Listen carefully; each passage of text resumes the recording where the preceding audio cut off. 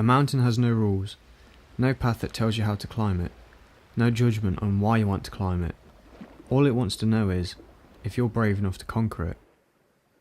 If I told you that I climbed an 874 metre mountain completely alone and unprepared, would you believe me? The story I'm about to tell you is one that not many people know, nor one that's ever been told publicly. This is the story of Goatfell.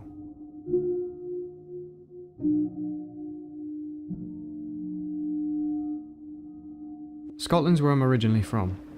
Ayr, more specifically. My mum lives in Ayr, and it had been 10 years since I'd seen her and been away from Scotland. 5 years ago, I arranged to finally see my mum after the 10-year separation we'd had.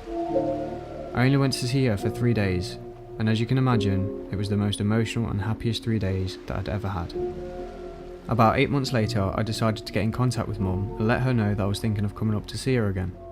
She got back in contact saying she was quite busy with work and it probably wasn't a good time.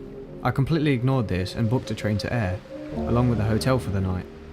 As I was travelling to Ayr, I received an email from my grandma saying that it wasn't a good time to come to see mum as she was quite busy and it would be better if I came to visit another time. But it was too late.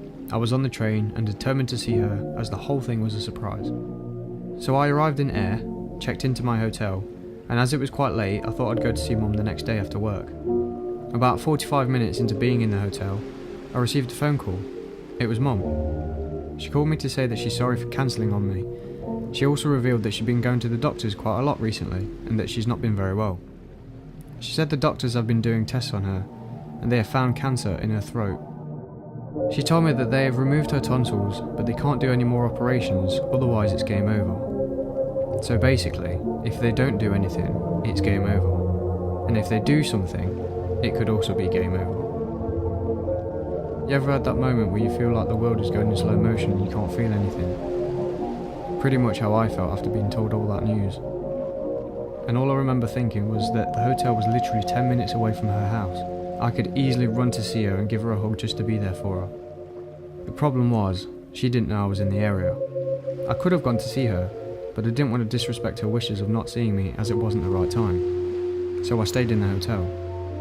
I felt powerless, weak, and unable to protect somebody I loved. I did a bit of research and found an island across the water called Arran, with the highest mountain on the island named Goatfell. The next morning I got the train to Ardrossan Harbour and embarked on the journey to climb the tallest mountain on the island of Arran. The climb started off nice and easy. It was sunny, warm, with amazing views. All I was wearing was a leather jacket and jeans, so I thought this would be completely fine. Goatfell, however, had other plans for me.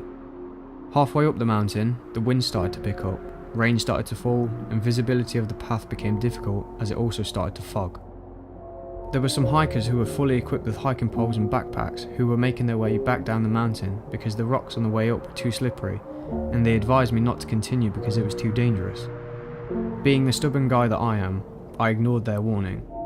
Which brings me to the question you've all been asking yourself while listening to this story unfold. Why did you climb the mountain? Now, I'm not a religious man, and I don't know if there's anything after this life. So I prayed to whatever higher being there may be beyond this life, and said that if I can conquer this mountain, please let this horrible circumstance that's happened to my mum reverse itself and give me more time with her. I climbed harder than I've ever climbed anything before. I slipped and fell down several times, scraping myself back up to complete the climb. Exhausted and out of energy, I eventually made it to the summit of the mountain. Now you're wondering, after all that, if anything did change in regards to the circumstances. No, it didn't. I thought the idea of fooling myself into showing the universe that I was willing to sacrifice myself to save my mum was enough to make it happen. It didn't, and I failed.